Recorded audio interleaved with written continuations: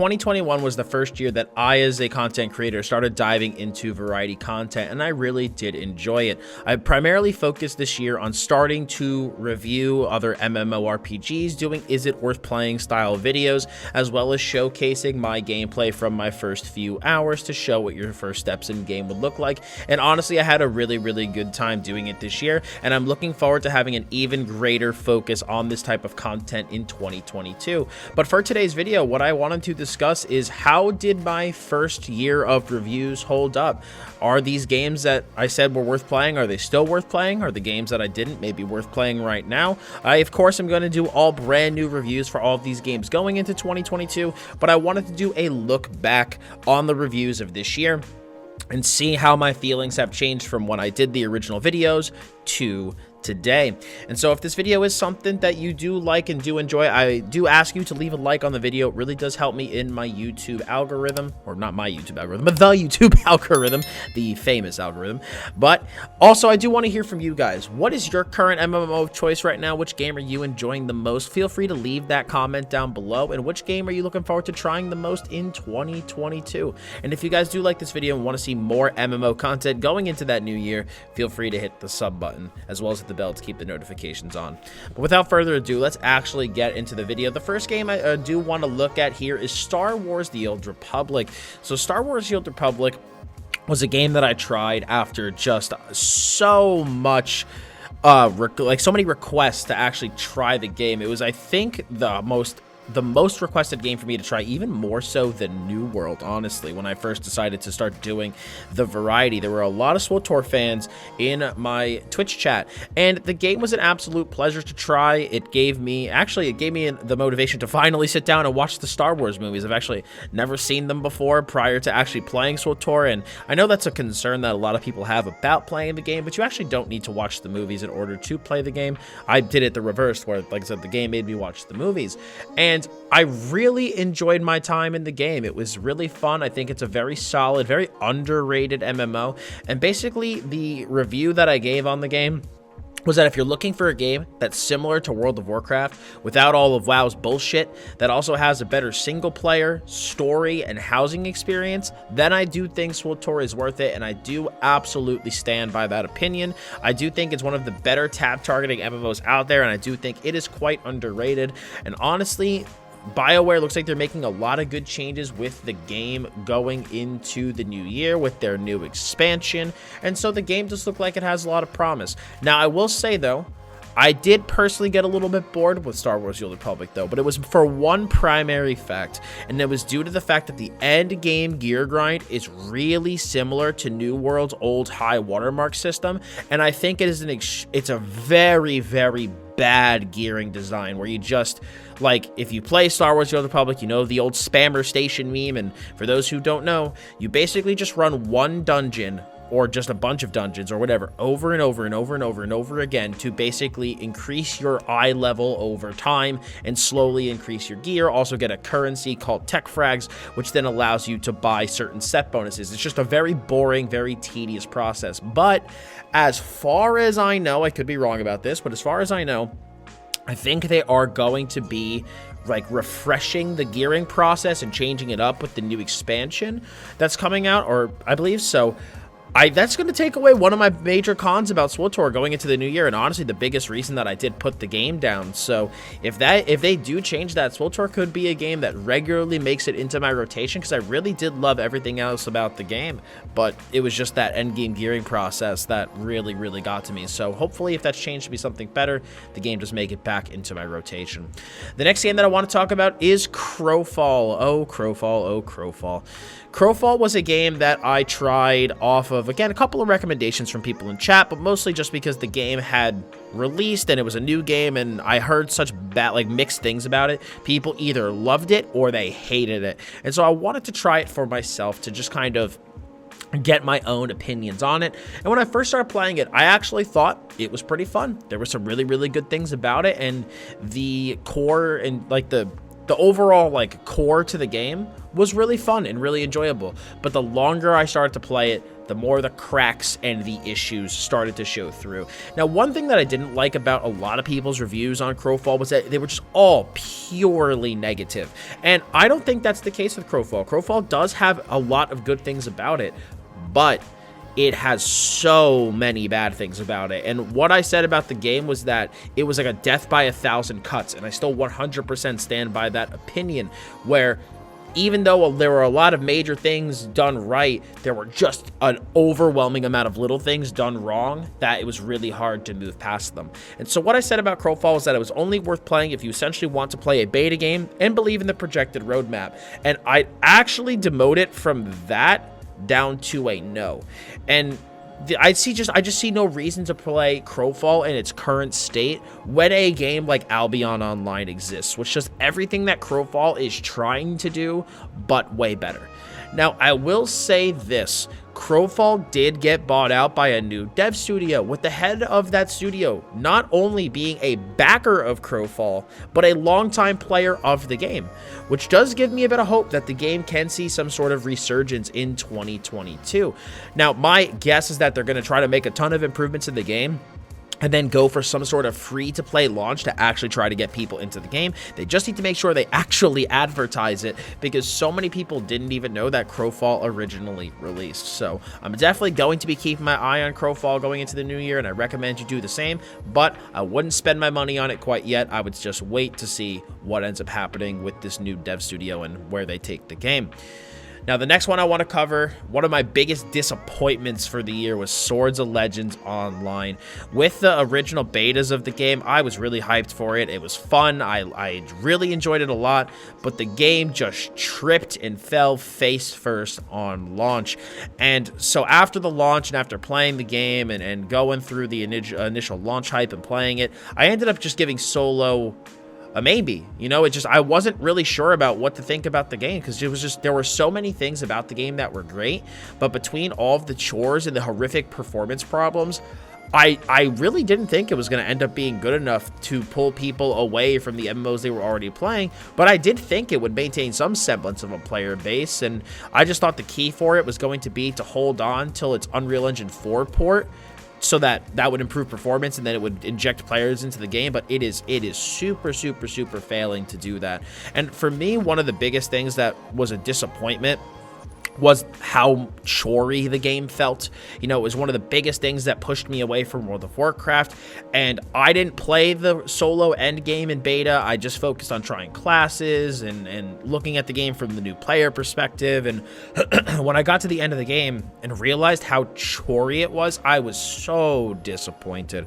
And so I would basically demote solo from like a maybe to a no for the reasons I've stated. Bad performance, way too many chores. And like, I don't have a bad computer. I don't have the best computer right now by any means, you know, compared to other people with way newer tech, but I still have a really solid PC, and the game ran like absolute garbage. And like, honestly, unless you had a current top of the line primo PC, which again, with COVID, the supply chain shortages, most people don't have that right now. The game runs like crap otherwise.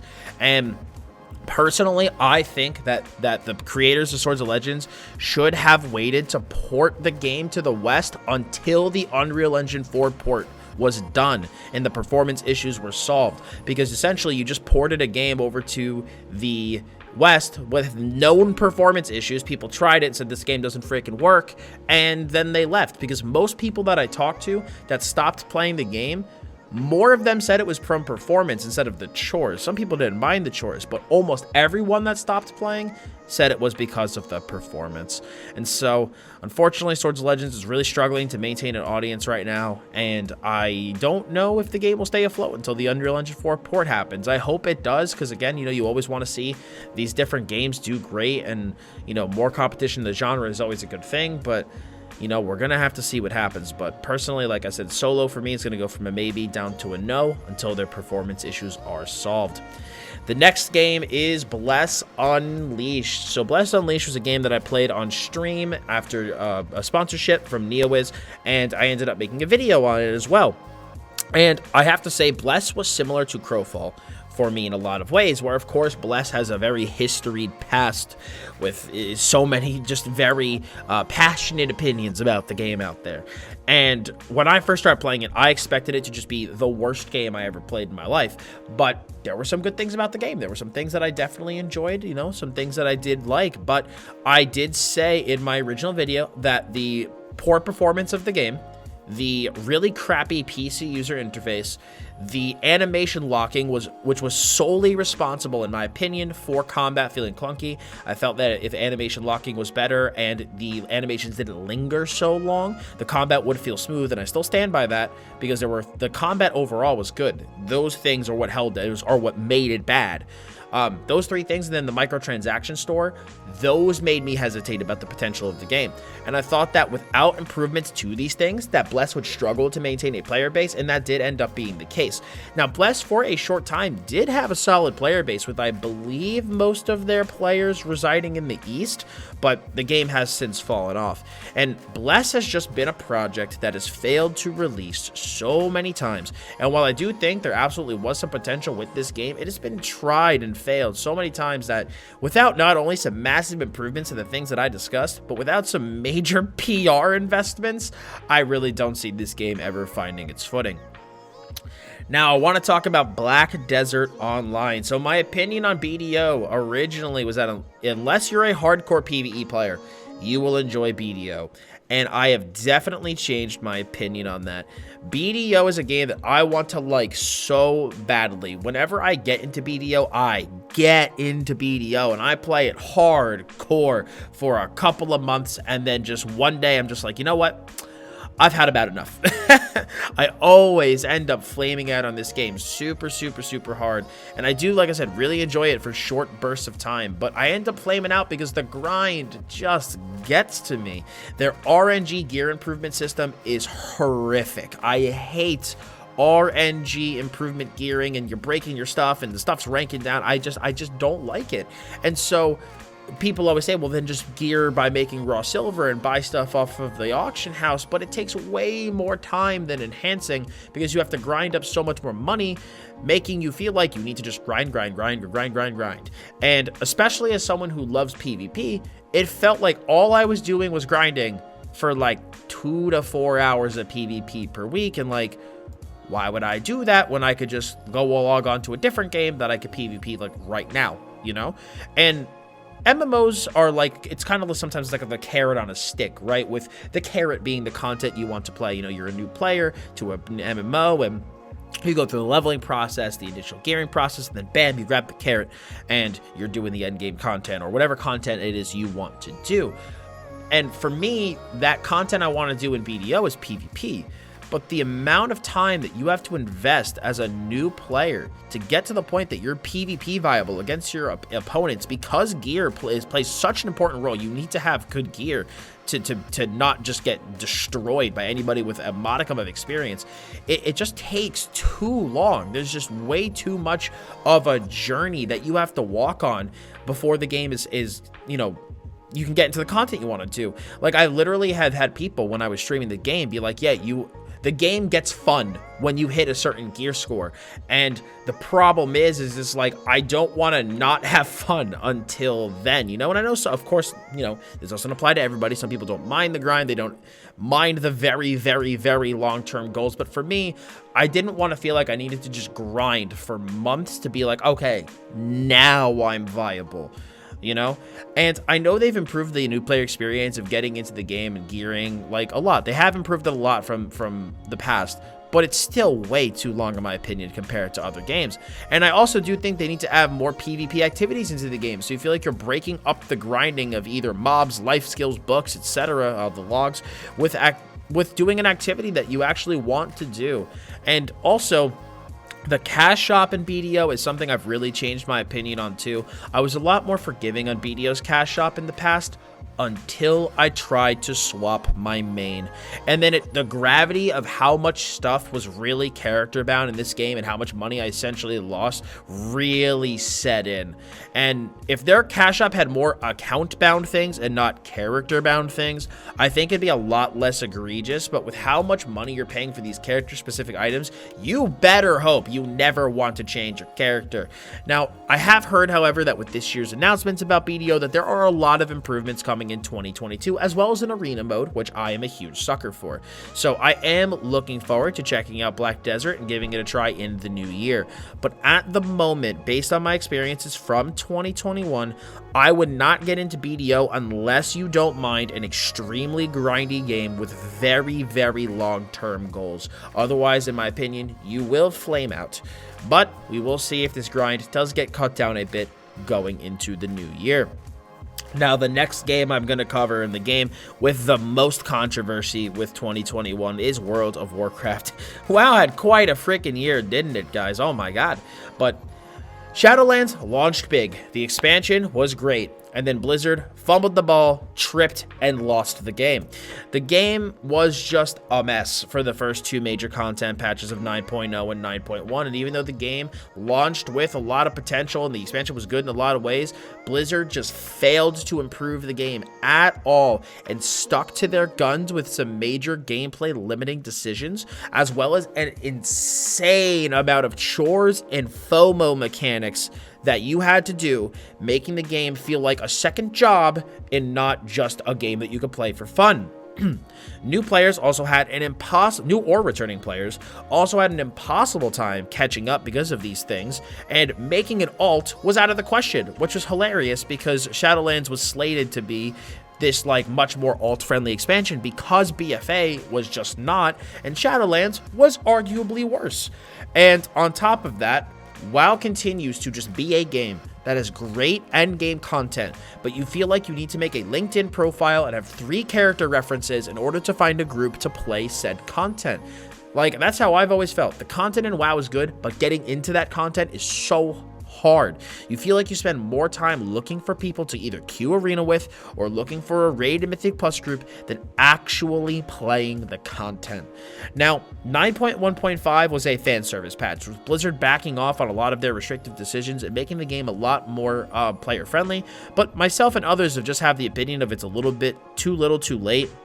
The damage to WoW has already been done, and that's all totally independent about what's been going on as Blizzard as a company right now. Now, one thing I am looking forward to with WoW is that they are testing the waters with a solo queue for PvP. And I will say this, that if solo queue for rated arena ever did make it into the game, that would unequivocally be enough for me to come back and play the game, simply because of the fact that finding people to play arena with is one of the worst things to do.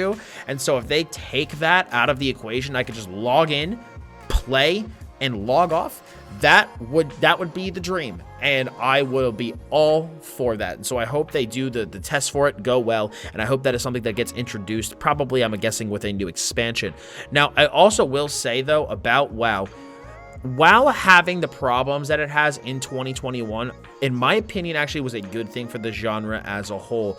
Dethroning of WoW as the king of the genre has really, in my opinion, opened up the market for other games to shine. And tons of other great MMOs are getting their time in the spotlight and getting more attention on them, which is causing there to be more competition. Because the MMO genre, I think, more than any other genre, needs the competition so that the games that are near the top, like WoW and the others, it needs to force them to get their shit together if they don't want other games to poach their players. Now, at the moment, my answer on is WoW worth playing went from a yes to a conditional yes. And my conditional yes is that WoW is worth playing if you have people to play the game with, and if it's your main MMO, like it's your main game. Because unless you have people to play with, and unless it's your main game, you're not only going to just fall behind the curve with all the chores, you're going to spend so much time looking for people instead of actually playing the content that you are, in my opinion, going to feel bored. Now, my final game for this video is The Elder Scrolls Online. So ESO is many things, but one thing that it is consistent. Now, for the last couple of years, ESO has consistently been a game that is amazing for casual players and a nightmare for endgame players, and that shows no signs of changing. They've added a ton of great quality of life content over 2021. They have done such a good job adding these brand new amazing systems into the game, between the sticker book, between the like the bad luck protection on looting and allowing you to get, you know, not have to farm a dungeon for 300 years to get the gear that you want. The words are leaving me right now. The curated loot, there it is. We got there, chat. The curated loot has also been great, as well as the armory being like the single best thing. I think one of the best things I've ever added to the game outside of transmutation. It is such a great system. On top of that, the new dungeons and zones that they've added this year have been fantastic. Was running some dungeons with a friend the other day to just get some transmutes and went into some of the DLC dungeons, even just on normal. And the mechanics were so cool. The dungeons looked great. Like, they've done such a good job with that stuff. And on top of that, they've also hybridized a lot of skill lines and gear in the game, making builds less restrictive and opening up a ton of new possibilities for character setups, which has made, especially me, I love theory crafting builds. It's given me a field day of new possibilities.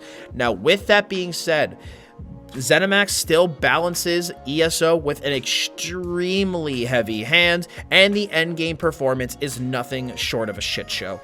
And my original stance on if ESO is worth playing is the exact same now as it was at the beginning of the year when I made my original Is It Worth Playing video for 2021. ESO is one of the best casual MMOs on the market to play. It's extremely easy to pick up and put down after a break. You can basically play it at your own pace and you will never feel like you're losing progress or falling behind. However, if you are looking to push high-end content such as hard mode dungeons, raids, and PvP, other games are going to be better for you because you will find yourself in ESO fighting the game's ability lag and performance problems just as much as you're fighting your enemies. But guys, with that being said, that is going to wrap it up for today's video. Those are the MMOs that I have covered this year, the 7 ones that I made my videos on. And this year was really good for me to kind of test the waters and start making the Is It Worth Playing videos, and I'm so happy that they've all done well. If you guys watched those videos, left comments on them, left likes on them, I really appreciate it. You know, this is my first year branching into that style of content, and it makes me so happy to see how well all of those videos did, and I'm looking forward to covering more MMOs at a bit of a quicker pace next year and really further diving into this style of content more because I really do enjoy it, and I hope you guys have enjoyed my analysis and thoughts on these variety of games. Now, is there an MMO that you particularly want me to try early in 2022? Is there a game you want me to take a look at? Also, let me know in those comments below. And like I did say, guys, if you like this video, smack a like on it, sub for that content, and don't forget to hit the bell to keep those notifications on. Also, if you want to watch me test and play these games live, feel free to follow my Twitch channel at twitch.tv/DottsGaming. So thank you all so much for stopping by today. I do very much appreciate it. As always, I'm Dottz Gaming, and I will see you all next time.